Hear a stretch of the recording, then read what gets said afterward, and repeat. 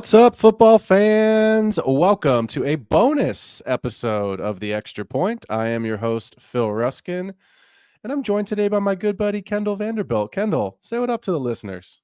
What up, YouTube? Glad to be here. Happy Friday. And let's talk some fantasy. I'm loving it. Love it, man. Yeah. Any good plans for the weekend, man? Like I know you just got back from vacation, but what are you getting into tonight? Yeah, no more fishing this weekend. I'm trading on my car this weekend, actually. The lease is just up, Oh, so I got a 3-hour drive to Chicago, 3 hours back, and a new ride. So I think it's going to be a lot of catching up on all the fantasy content that I don't get to listen to as much during the week. So love it, yeah. man. Switching up from that Honda Accord into that Benzo or what? What are we rolling into here? Oh, no, we are very much going the other way. We're doing the parents, we keep that. We got up to 2 kids now, and Kids. realize that, hey, the fully loaded SUV is no longer on the table.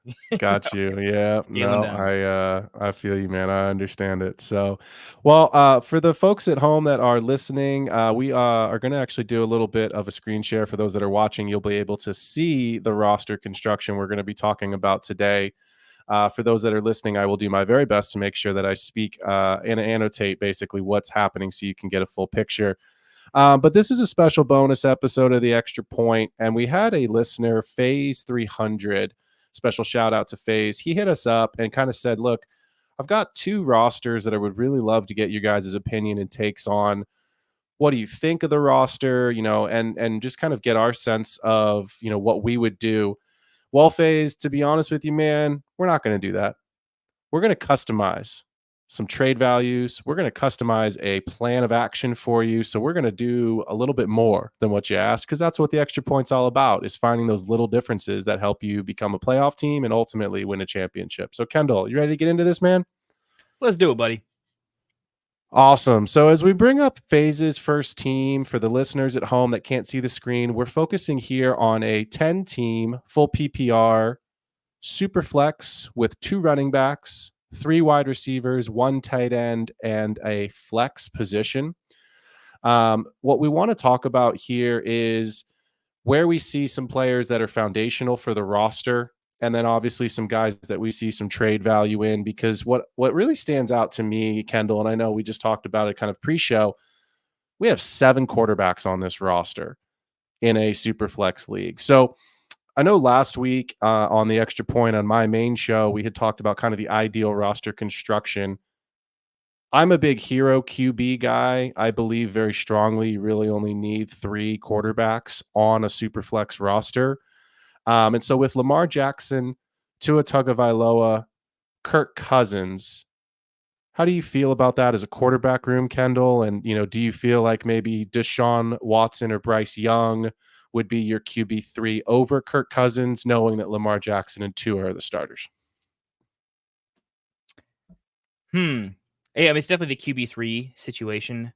I do like the offense that Kirk is running into. We're talking about Dynasty here, though, so I think it's worth framing that this is absolutely a pretty solid roster. So in terms of if somebody has to fill in for bye weeks, who I think is the bigger point earner, I do think it's going to be Kirk Cousins.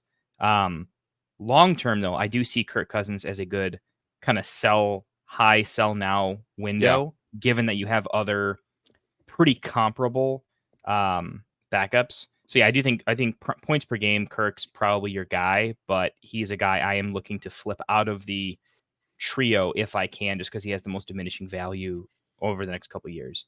Yeah, I agree with that. And look, I think we all know the height of the offseason signing was the trade, trade high as you possibly can, peak of Kirk Cousins value. But for Phase, and obviously I know for the listeners at home, if I go into a super flex with Lamar Jackson and Tua as my QB1 and 2, with Kirk Cousins as my QB3, I'm very happy with that. So I don't think either one of us would make any changes to that. What I think we will talk about here is, because there's 7 quarterbacks on the roster, the additional 4 quarterbacks, Desmond Ridder and Mac Jones, in our opinion, they just don't hold any value. I don't think anybody is going to trade for those guys. They're obviously backups. And when they have been starters, the results haven't been good. So I just don't see any value in those players. That's the way Dynasty is sometimes. You're just going to have guys on the end of the bench that you're just waiting for next year's rookie draft to draft over. But what we want to talk about here is Deshaun Watson and Bryce Young. Kendall, I know you're a big day trader. You know, I'm obviously a very heavy trader myself. It's how we became friends. I think we see trades and we see values, pretty similarly. But I think you and I go about the way that we trade a little bit differently. So I want to kick it over to you. Talk to the people about Deshaun Watson and Bryce Young, if you want to lump them in together. What do you think you could get for a return on an investment, a return on a trade that you want to reinvest into your team, obviously? And then the second part of that is not only will the value they hold, at what time of the year would you be looking to capitalize on trading them away? Because I'm going to pause before you answer. Apologies. FaZe has a 2025 second and a 2025 fourth, and he only has a 2026 third. So I think when we start to think about draft capital moving into next year, we like this roster. We'll get into his running backs and his wide receiver room in just a minute. We feel really good about this team potentially being a league winner. But again, that question of Deshaun Watson, Bryce Young, what is their value? And at what point in the year would you look to capitalize on it so we can help FaZe make some decisions on the best way to go about, increasing the value of his rookie picks? Sure. So we'll take it player by player. We'll start with the quarterback room is what we're focused on right now. Right now, there is definitely some preseason hype on Bryce Young. The team got better. He got an offensive line upgrade. He got a great running back. He got another wide receiver, second year for some other players. There's just, I think the consensus in the community on Bryce is last year was pretty abysmal, but the team was just as bad as his play was. And there's a little bit of hype of we were once really high on this guy with weapons and a better O-line. What could happen? And do I want to miss the boat on a guy who maybe he's not great this season, but can he still be really young and just be okay? Like he'd be a great dynasty asset if he's just okay, and then has all these young pieces around him to kind of start building something from. So I think you can trade him preseason because right now the vibes are good. People are willing to, no one's going to crazy overpay for a guy like Bryce when the consensus was previously down. But because the sentiment is high, you're going to get a little bit of an overpay if it's close because the vibes are pretty good. So I like him preseason. Deshaun is the opposite. Right now, no one is going to give you face value for what you can get for Deshaun until they see a little bit of it on the field. Yeah. And so, yeah, you got to trade him in season. I mean, he could not be great in season, but I still think him in season, it's a risk you got to take. If he's just okay, and specifically if he has a little bit of rushing upside flash where people just don't remember it, then you're going to be able to get a first round plus for him, where I don't think you're getting a first for him right now. I agree. I think to kind of go back on Bryce Young, I can say this from experience because I just did this in a rookie draft. Now the rookie drafts obviously were right after the NFL draft, so it's been a couple of months now since we've done that. But I took over an orphan team this season, and it had Bryce Young as my QB3. Lamar Jackson and Anthony Richardson were the two quarterbacks for that team. So I was immediately stoked to inherit an orphan team with those two guys. And I thought to myself, okay, I'm not a Bryce Young believer. I just don't think that, he's going to bounce back in the way that we expect him to be from arguably the QB1 in last year's class pre-draft, right? But I put him on the block and I got the 108. I didn't think I'd even get an offer, and I ended up getting a first round pick. I used that to draft JJ McCarthy. Feel really good about that going forward. So to your point, I agree with you. There's some some off-season hype about Bryce. I don't know that you're getting a first, but I think you could get a second. The caveat to that is if he comes out in weeks 1 through 4 and looks better and the offense is better under Dave Canales, I think you might be able to get a first at that point. So to me, Bryce Young and Deshaun Watson are guys that I'm certainly looking to trade and try to recoup some of the missing 2025 draft capital. Watson to me holds the lesser value. He's older. The one piece of Watson that I will say that his value, I don't want to say it could hold because it's going to depend on his play, but that contract is so massive. I don't see a way that Cleveland can get out of it. And I think that's how you can sell it. I think that's how you can position Deshaun Watson if he plays well. This is a guy that is basically guaranteed to be the starter in Cleveland for a minimum of the next 2 years.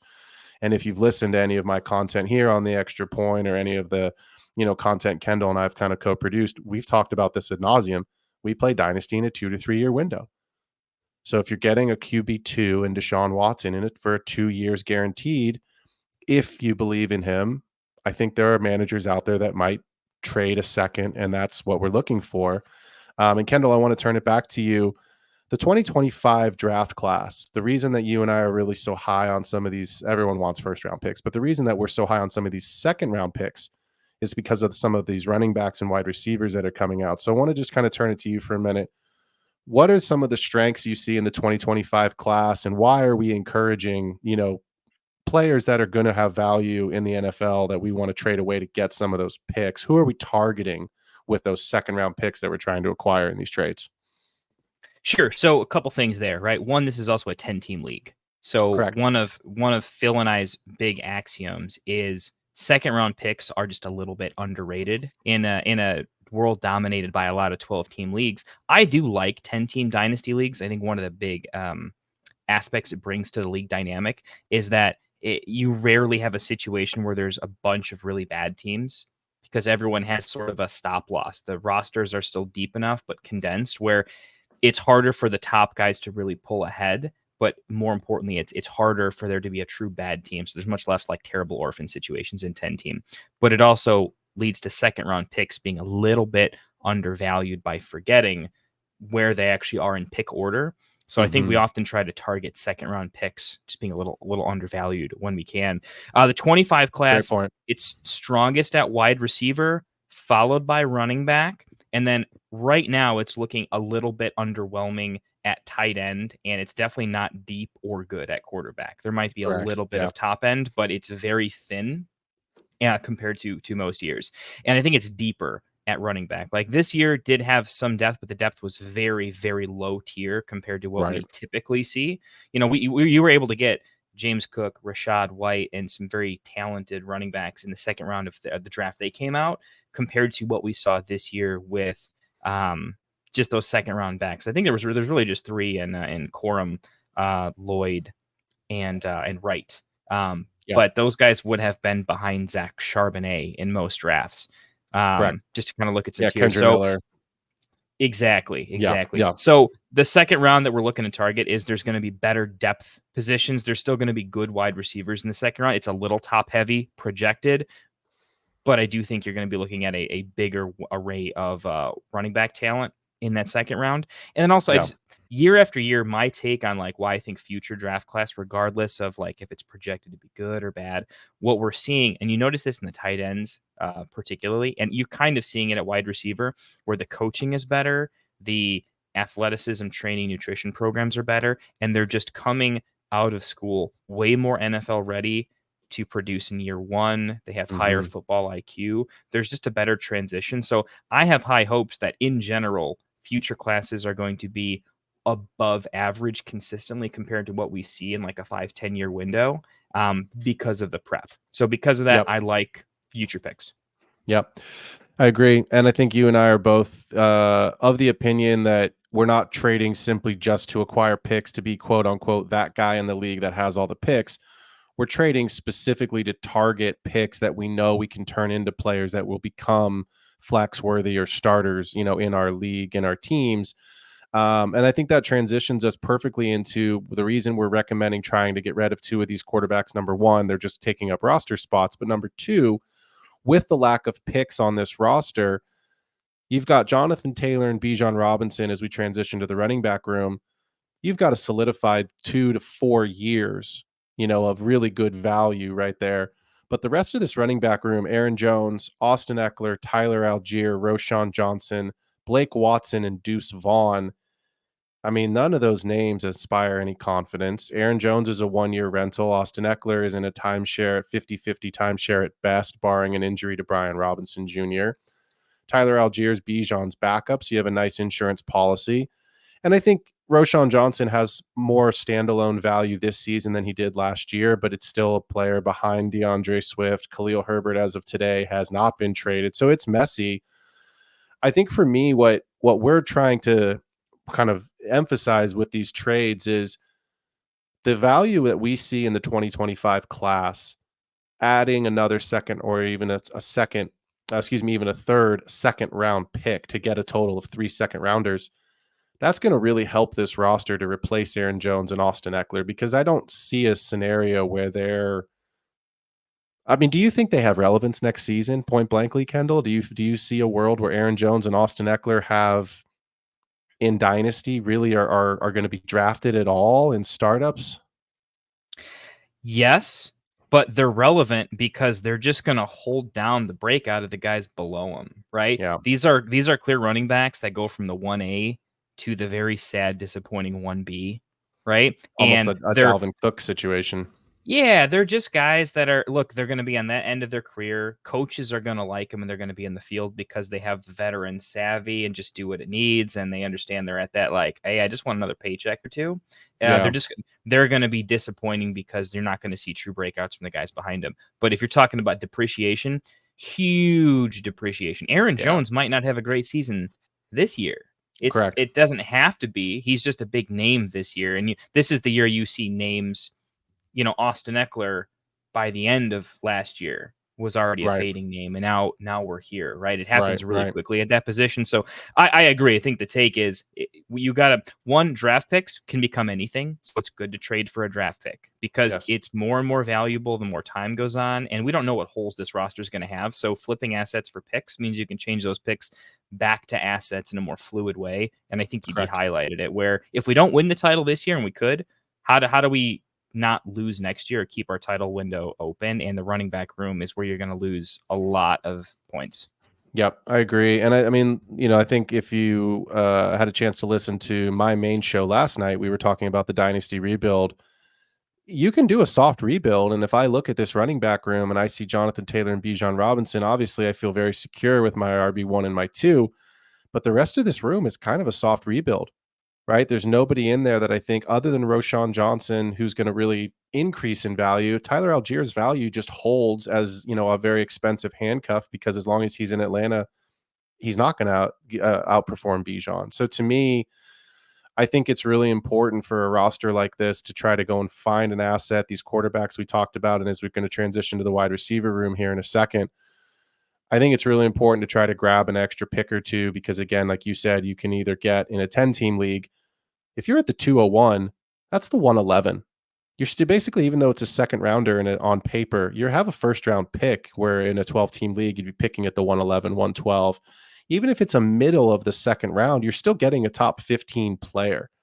And I think fantasy managers need to remember that, especially in Dynasty.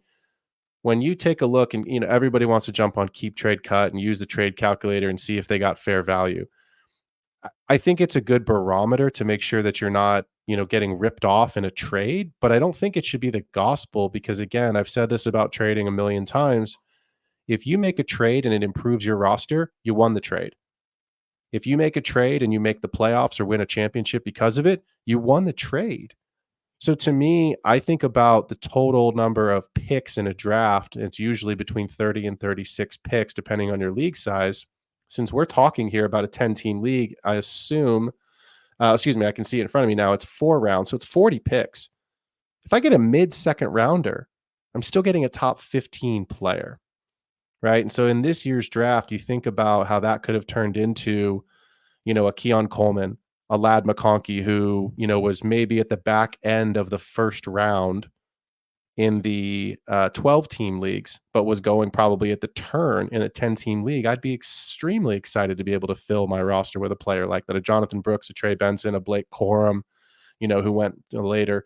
I'd be really excited about that. So the wide receivers on this team, this is where the real strength of the team is. CeeDee Lamb, Tyreek Hill, Amon-Ra St. Brown, T. Higgins, Devontae Adams, Jermaine Burton, and then a whole bunch of nothing.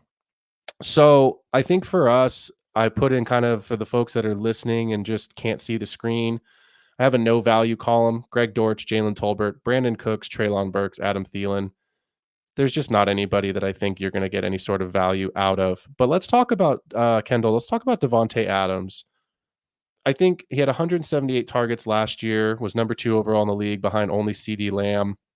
I think it's an upgrade at quarterback with um, Gardner Minshew coming in. Would you hold Devontae Adams? Would you trade Devontae Adams? What are your thoughts there? Because again, we are targeting some picks to try to rebuild the running back room, and we feel really good about the strong wide receiver core that this roster has. So, what do you think about Devontae Adams? Devontae Adams for me would be I wouldn't trade him preseason.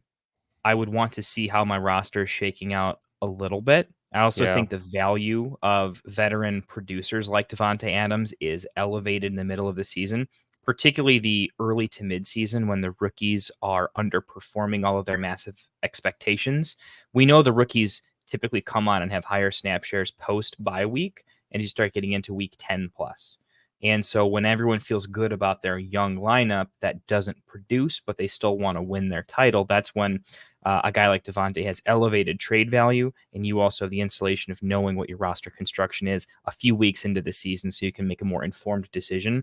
That being said, I do think he is clearly a sell target because of the value that you're going to get from him. And again, it's sort of keeping the title window of this team open. There's a very good shot that Devontae Adams could just be, in terms of points per game, top 5, 6 wide receiver. And if so, yeah, he might be a consistent staple that leads this team to a title.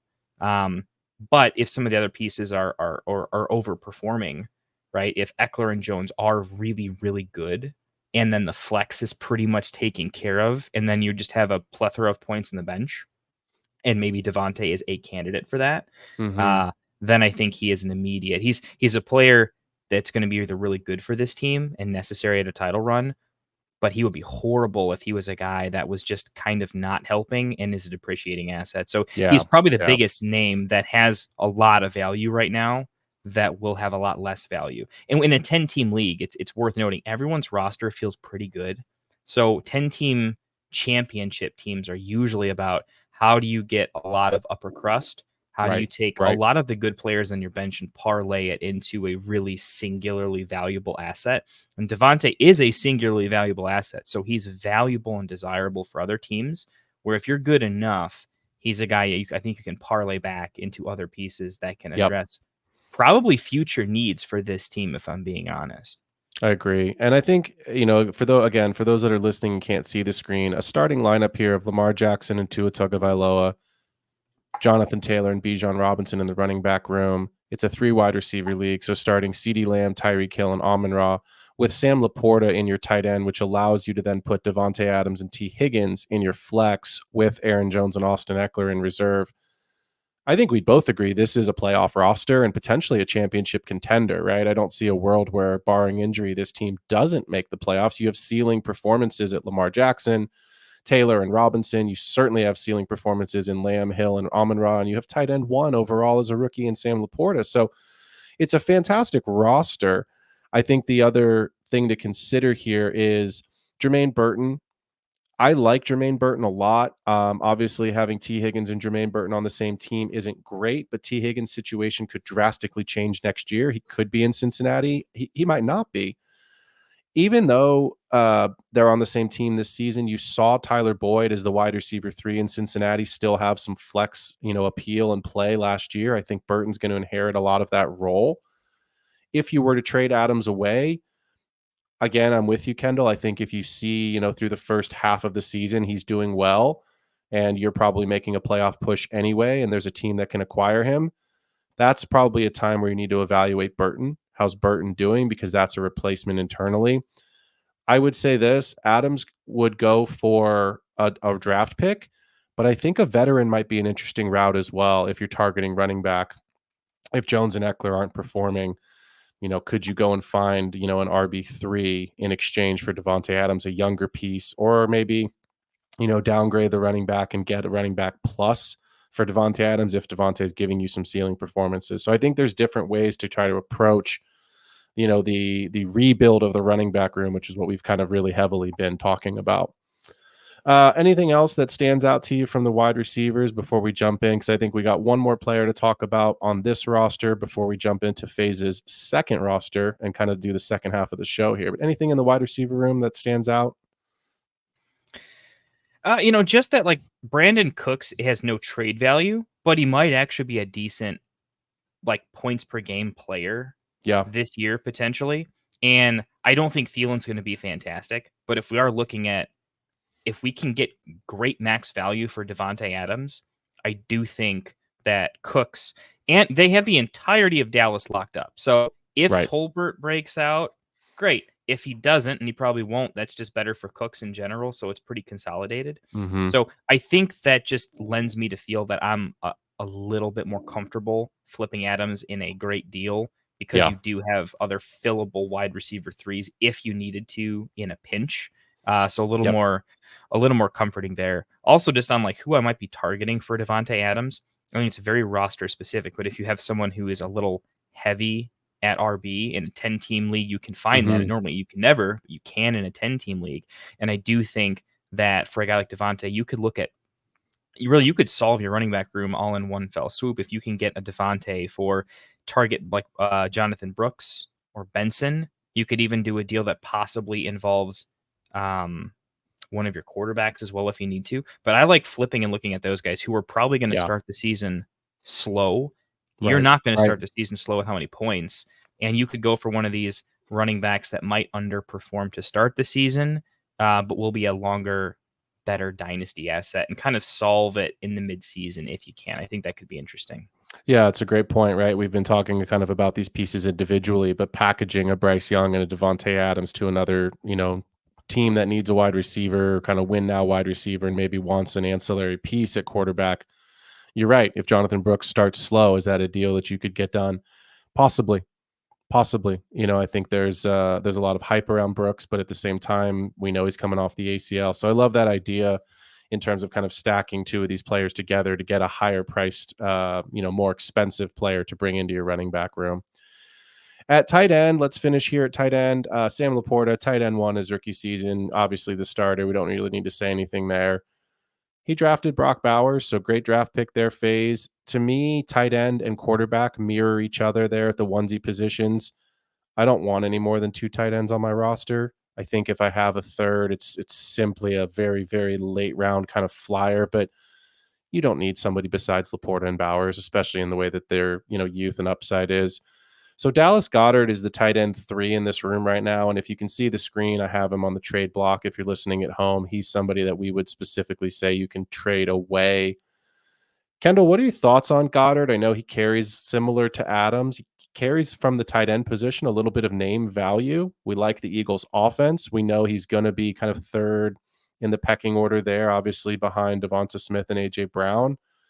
But Goddard to me is a player that I think has some value. So where do you see maybe some trade targets if you're looking to, recoup some value by putting Goddard on the block? Right. So this looks pre-rookie draft too, right? If I'm looking, no, it's Jermaine Burton's there, so it's post-rookie draft. So even in a 10-team league, I feel like tight end still is one of those. You're going to find rooms that don't love their situation, Yep. and you're going to find a lot of rooms that are like they're one injury away from their backup is toast. It's going to happen. So I actually like buying a tight end or two cheap just to kind of hold it for a little bit of value in the midseason.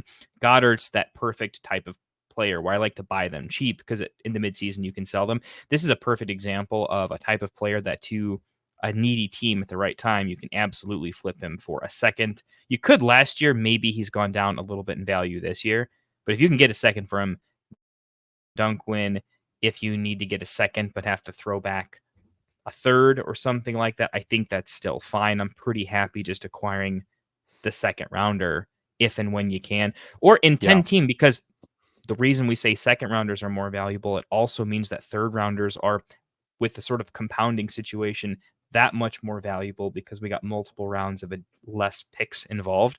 So if you can get a plethora, if you can get 3 third rounders for them, I am thrilled. Some people just look at third rounders as total throwaways. It's not a bad way to look at it when you're a title winner because third rounders typically don't win you titles. Yeah. But in this case, in a 10 team, I do think that's probably what I would look. And it also helps you solve your running back room later on. If you have a bunch of thirds, you can just take a bunch of shots from what you get from Goddard in future years and use that to kind of spread it out. I love what you just said there, right? Because I think there is a consensus around the dynasty community that third and fourth round players don't matter. And the truth is, if you look at the statistics and the analytics, statistically they don't. They have a very low hit rate. They're probably picks that if you trade away, you're never going to miss them. We're all looking for the next Puka Nakua. We're all looking for the next, Jaden Reed. That was a third rounder in most leagues last year. And that's fine if you hit on that. But I think what you had just said is really important is if I can get a plethora of those picks, can I then package that to move up in the rookie draft? Right? Can I get a third round if I'm looking at Dallas Goedert and the manager, doesn't think a second round is enough, can I give a third back on top of it because I'm still after the second round pick? So I think there's ways that you can kind of use those. I know people use this term a lot, but as the sweeteners and deals. I'll tell you from experience, I had Devontae Adams on a roster this season. I traded him in 2 third-round picks, which was the 309 and 310. I got James Cook out of it. So I'm never going to miss those third-round players. Devontae Adams was obviously an expiring asset on my team. I traded him to a wide receiver needy team who actually had a decent stable of running backs.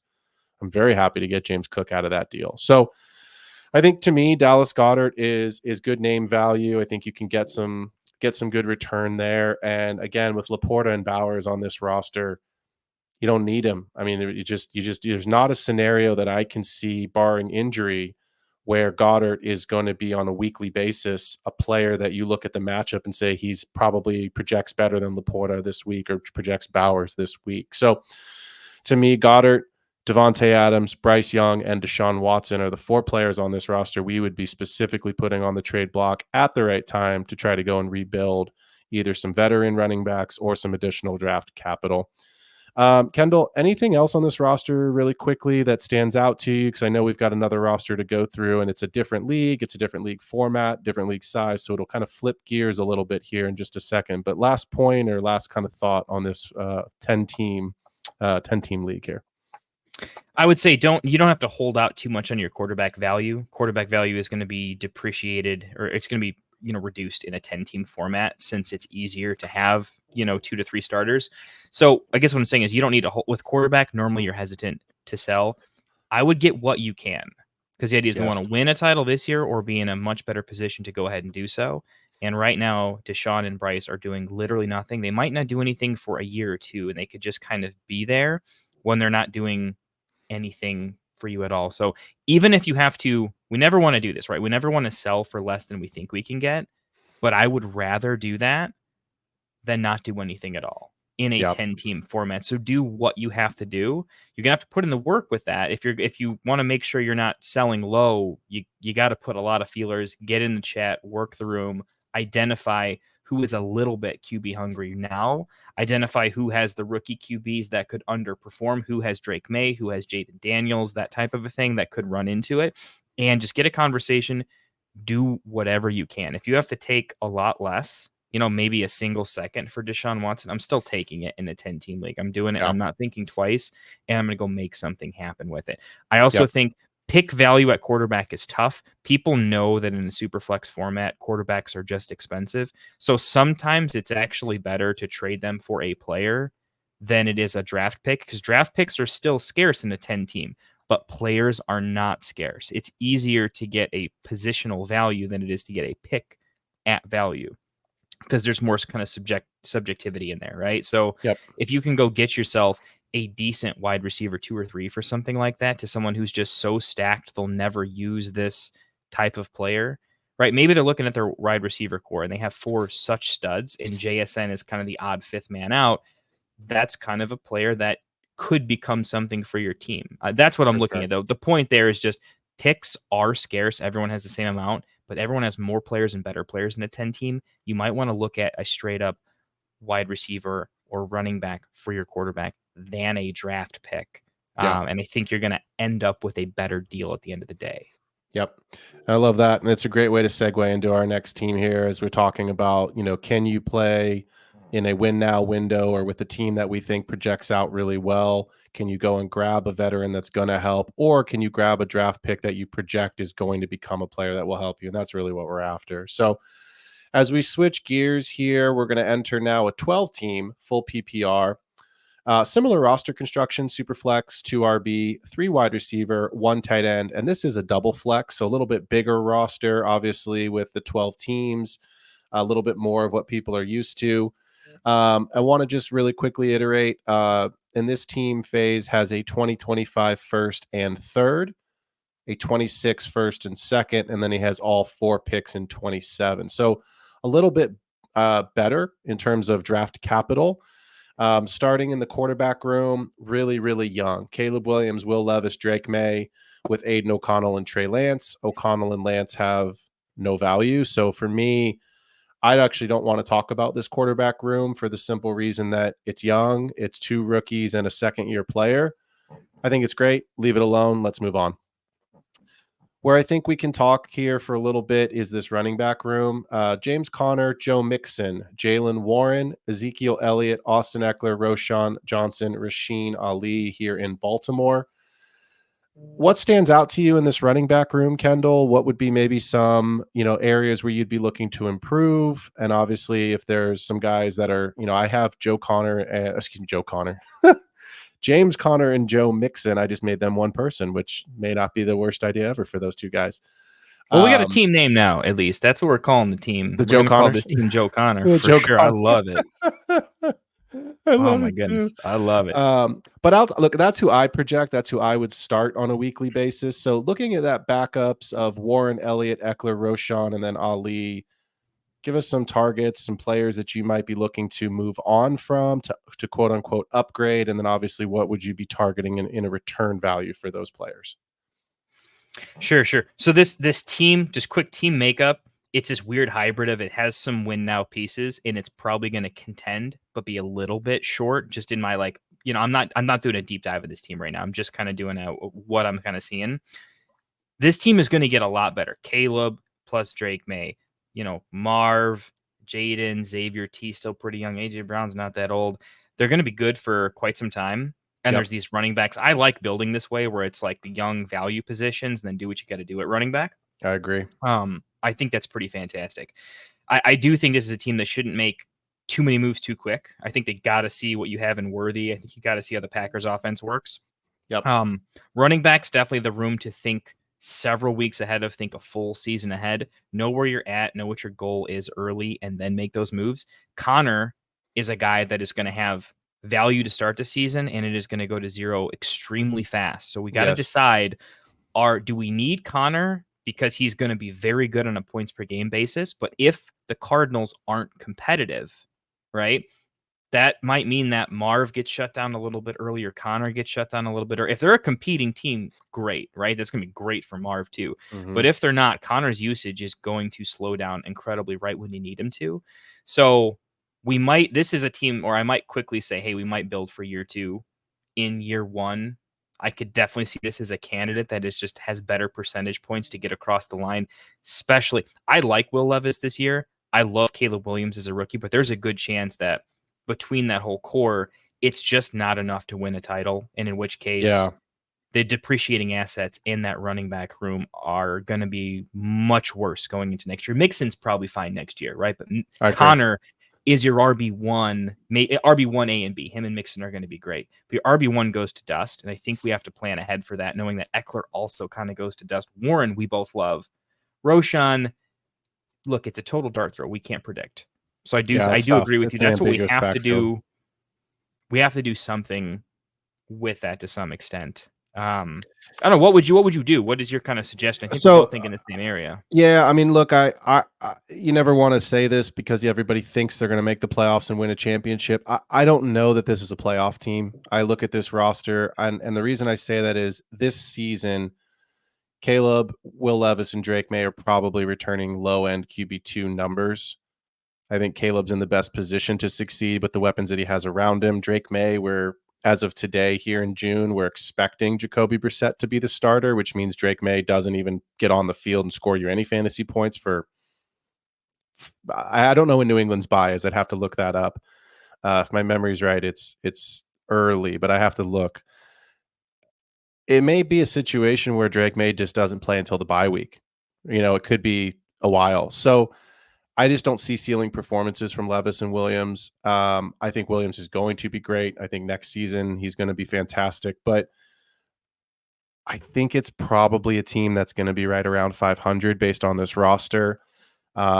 I would be trying to improve this running back room. I'm with you. I think James Conner's got value this season. I've been drafting Trey Benson everywhere I can get him in my startup drafts. I know you and I have got a couple auction drafts coming up next week. I'm excited to see. I know you and I are both. There's no secrets here, and you and I are both going to be bidding on Benson. The question is going to be is like, at what point do you say like it's too much to pay for him?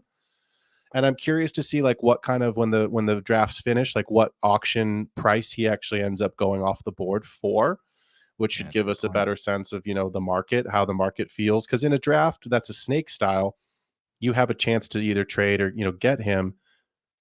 In an auction draft, you really have to be careful with your budget, because if all of a sudden that price is approaching an RB1 top 12 price on a running back that's not going to have great value this season, it'd be interesting. So I don't want to go down the tangent too much into the actual draft value. But again, James Conner as an RB1 this season, I don't feel terrible about it. But again, like you said, depreciating value. Mixon should hold value. I'm higher than the market on Jalen Warren. I really like Jalen Warren. I think he's the 1A in Pittsburgh. This is going to make me need to take a shower after I say this, but Ezekiel Elliott has some value this season, at least early on, until we actually see how this committee of running backs shakes out. But I'll tell you this, and you and I have talked about this, Kendall. I think Miles Sanders is a real candidate to wind up in Dallas at some point this season. I think there's probably Khalil Herbert could wind up in Dallas. I think there are a couple of pieces that are kind of middle of their own depth chart on their respective teams right now that could wind up playing for the Cowboys until they can really get I don't know if they're ever going to have a true plan because they're the Cowboys, but they're all in, baby. So, but my point is that you're just not getting much with Ezekiel Elliott, Austin Eckler, and Roschon Johnson. So I think as we look at the wide receiver room, A.J. Brown, Marvin Harrison, Mike Evans, T. Higgins, Jaden Reed, Xavier Worthy, in a 3 wide receiver set, you have 2 guys at every position. I feel great about all of those players. Mike Evans, I'm fine holding him. He's the only player that's over 25 on this roster. So Cortland Sutton, Gabe Davis, and Alec Pierce. Those are the 3 players that I would put on the block in this roster. Let's start with Cortland Sutton because I think he has the best value. How do you see, what kind of a value do you think teams, maybe would want Cortland Sutton at? I'm going to preempt this with he is not a preseason trade. He is a player that you absolutely need to trade in the season when he's actually coming off of a big week, because right now I think the consensus around Cortland Sutton is, yeah, he had 10 or 12 touchdowns, 10 touchdowns if my memory's right from last year, but those were with Russell Wilson. It was a different season. It was a different scheme. And so what do you think Cortland Sutton could fetch in a trade, and do you think the market is higher or lower on Sutton preseason? Market's pretty dead on Sutton right now. Yeah. There's no excitement around the Denver team. If there is any excitement, it's the question of, will these young guys ever produce? Remember when Marvin Mims was the hype, followed by the hype? Yep. Then he was Yep. still kind of hyped, and he had like 0 catches for 0 yards. Sean Payton's first draft pick. Troy Franklin is getting the ball thrown to him by his college quarterback, but he fell to, like the end of the draft. There's just not a lot of fun things happening in Denver. Javante's the running back we all want to hate. There's no excitement over the team. And I think in the preseason, emotions rule the trade market. Okay, if someone feels good, someone will overpay. If someone feels bad, they won't even underpay. They'll just pay nothing for them. So Cortland Sutton right now, I think, is like a 2/3 type of player. Okay. In season, I don't know if he can get up to a second. I have my doubts, but you could maybe, to a super contender that needs something and he's looking better. I think you can try for a second. If you miss the second, maybe go for a couple of thirds. The problem is you're not really getting a player back that you like for Cortland Sutton for the most part. If you do, it can't be a wide receiver, because otherwise they need a wide receiver. Why are they trading away? Right. And they're not going to give you anything with some upside. So you could get some form of usable running back, but because he's low enough, I don't think you're getting like an upside piece that will appreciate. So I do think the better play is probably turn him into dart throws that can become something. I Yeah. am okay trading him for a couple of thirds if you can. Yeah, I agree. I think it's difficult to envision a world where somebody wants a 28-year-old Cortland Sutton, who he is, I believe he's sitting out of OTAs right now trying to get a new contract. I think that's the most recent rumor that I've read. I don't know if that happens. I actually said I was on record last night saying I don't think Cortland Sutton will be on the Denver Broncos next season. So to me, I just don't see a world where you can get a younger running back, because that's really what we're targeting, is ways to improve this running back room. I think you're right. I think you got to go the secondary route and try to look at some picks. Gabe Davis, look, if you've ever heard me talk, if you've ever read any of my content, you know that Gabe Davis is, I don't have a do not draft list, but if I did, Gabe Davis is probably at the top of it. So, but with that said, I think there are people that still believe in him because of the youth. I think there's a lot of burn. There's a lot of fatigue because you've seen Gabe Davis produce these 3 for 13, 2 for 26, and then go off the next week, 4 for 128 and 2. And it's a great best ball player. But to me, Gabe Davis is a player that when he does go off, that's the week that I'm selling him. My question to you, Kendall, is would you just take any offer that you could get for Davis, or are you really holding out for a specific value? Ooh, that's a good question. That's a good question. I'll tell you what, if I can get a second for him, which you won't be able to do, but if by some miracle you can, I am hitting the button so fast and then immediately apologizing to the rest of the league. Um, I'm not apologizing. Someone obviously traded it. that probably won't happen. No, Davis that won't for happen. me falls into the range of I actually like. I know a lot of people think thirds are dusty, and they often are. But when you have a million of them, in my opinion, what you can do is you can own a lot of the third rounds, and you can then for roster construction, you can trade away your first to just buy players or flip it back in the future, and you can just carry a lot of upside assets. Upside assets you can then flip early for better position. So you can take a third, draft the most popular player that will get hyped, and then flip that into a second. Like Yeah. right now, Malachi Corley kind of went early third. He's going to Mm-hmm. get steamed up a little bit. Okay. Ben Sinnott, he was going very early third, if not late second, but he was available in the third in some spots. Jatavian Sanders. If you draft guys like these in the third where they might not ever become something, but you draft them in the third and sell them for a second before they even hit the field, that is a way to take a third and actually turn it into value, is just play Yeah. the market a little bit. Yep. I think that's what you got to do with Davis and Sutton. You're missing a second in 2025. The team is young, but we think we're trying to set up for, we want to align the team. We have some old studs and some young. If you're contending now, mixing in the old studs to then go for the title makes Yeah. sense. Yeah. But if you're off, think we need to bring the team into alignment. I think you can easily look at selling Connor, Evans, and then using Sutton and Davis as pieces to equalize in those situations value so Yep. you can get what you need. And then you kind of have this big young core plus picks that you can do something with. I think that's what I'm going with there. To answer your question, what would I take for Davis? Again, if I can get 2/3, I think I'm taking it. I'm going to Yeah. hold him for brighter days, though, because he is young. He'll have plenty of chances to catch 4 touchdowns. He'll do it once or twice more, and we'll see what happens.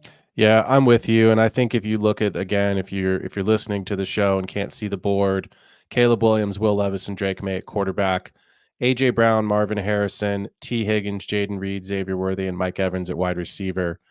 I love what you just said there, because I think at the end of the day, a lot of people don't think strategically about how can I take a player that I can then flip to increase the value for what I've traded him for. I Look, if I look at this running back room, James Conner's probably not on this roster next year, and neither are the bench guys, which leaves you with just Joe Mixon.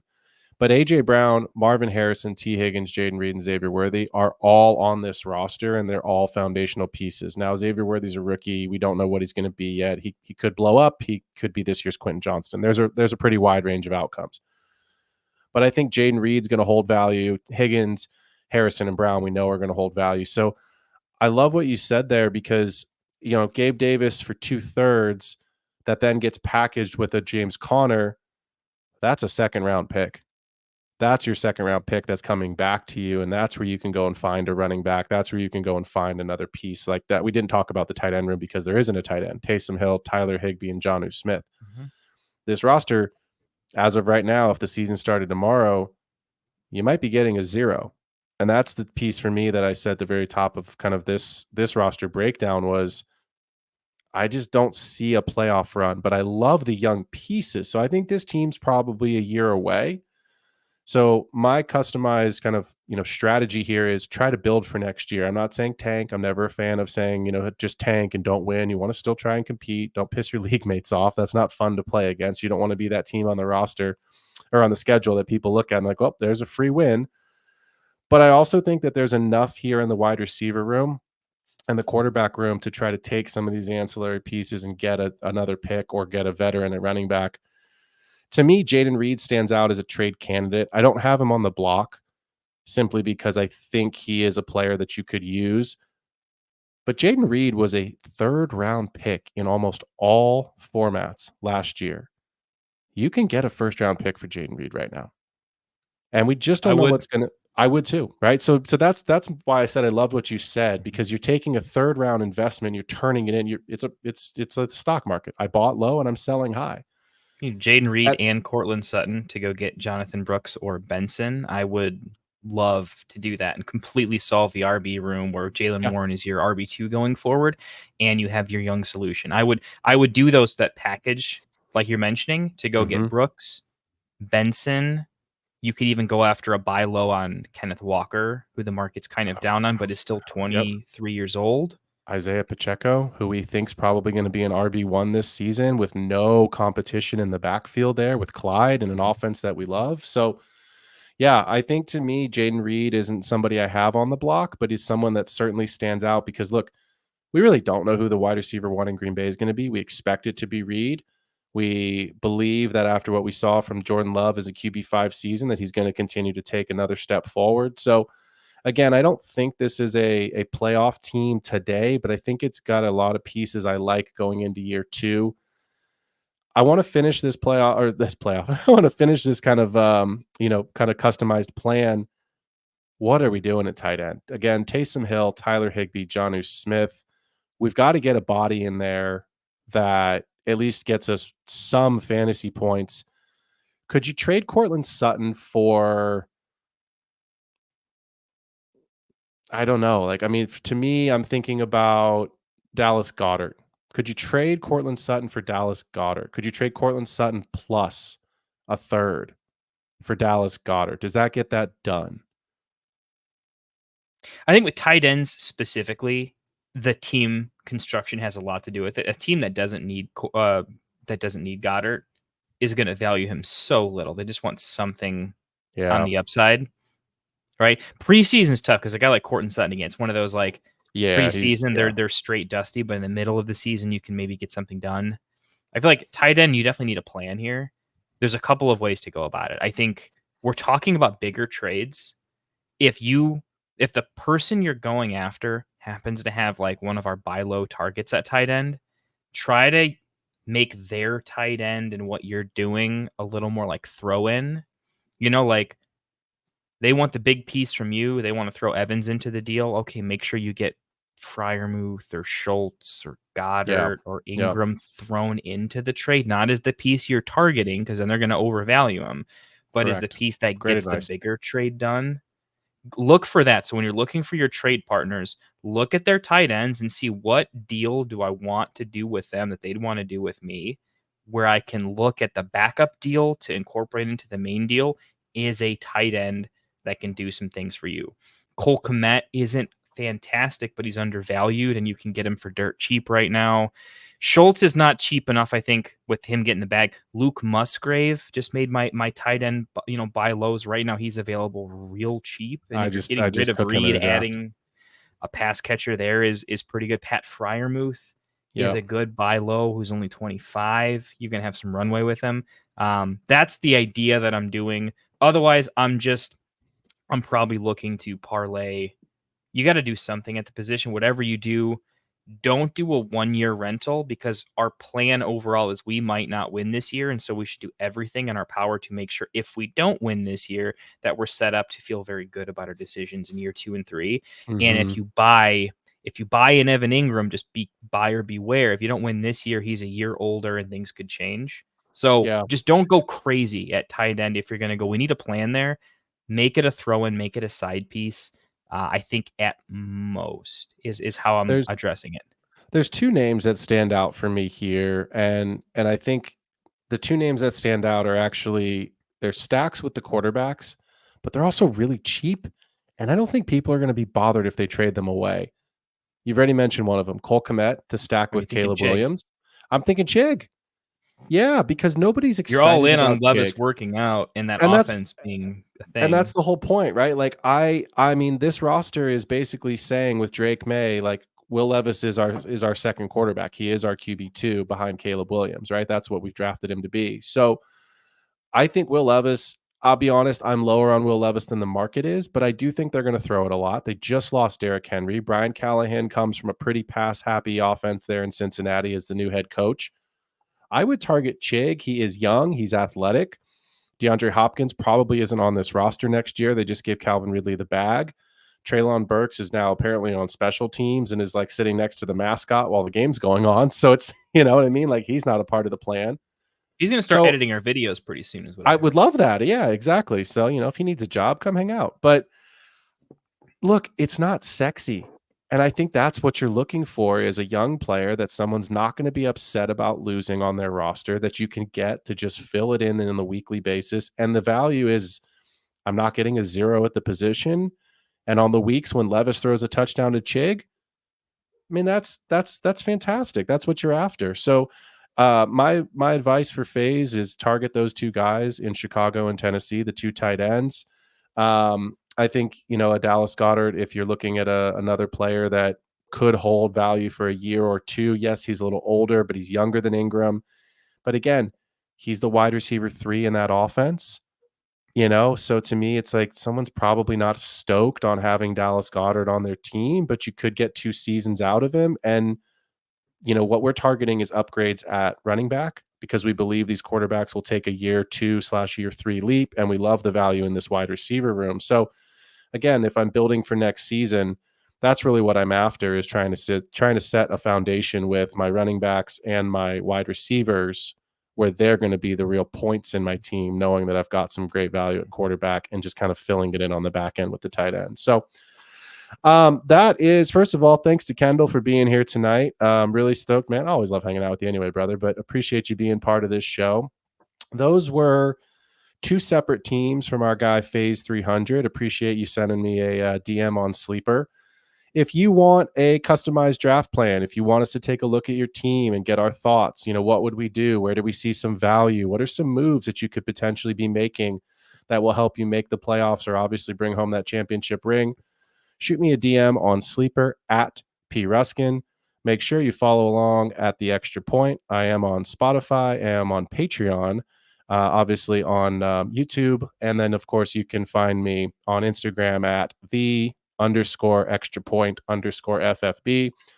Always happy to help out with questions, roster, you know, construction, evaluations. And of course, if you would love our thoughts, shoot me a DM and we're happy to create a kind of a custom plan for you going forward and feature your team on one of our upcoming shows. Before we get out of here, thanks, Kendall, again for being here tonight. But tell the people where they can find you and how they can interact with you and your channels. Sure. So you can find both me and Phil. Come check out the Get Right Fantasy Network with our friends over there, helping us do some fun things in the space. We do a lot of fun mock drafts with them on Fridays and Mondays, where we're often hosting and doing some commentary with them. So check them out there. My own channel is the Fantasy Football Tavern. Hot takes, cold beers. We have a good time. We do a lot of mock drafts. I just completed a buy low series for Dynasty for all of the positions. So definitely check that out at the Fantasy Football Tavern over on YouTube. And yeah, come check it out. You can check out Phil on my channel too, since we do a lot of collaborations We that way. do. I think in the description, you'll probably have some of my info, but hit me up on Sleeper.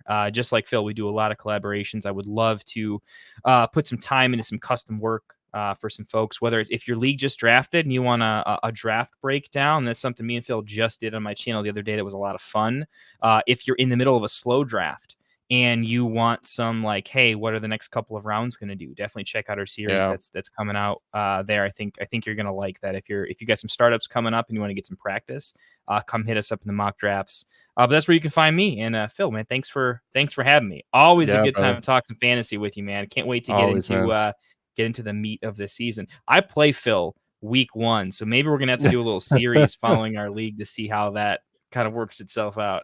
The ideas are marinating, bro. I've got a couple of things that I've, we're still a couple months away, but I'm definitely been thinking about a few things to get some cool content for people to make them feel like they're a part of our leagues, or to make them feel like they're a little bit more connected to us and who we are as content creators. So once again, thanks to Phase 300 for being, brave enough and then obviously allowing us to kind of pick through his team and give our thoughts. And if you're looking for customized plans, or you're interested in getting our thoughts on your teams, like myself and Kendall had said, please hit us up. We're super excited. We love this kind of stuff. This is what helps us create better content for you all, and obviously gives people really the questions, that they want answered.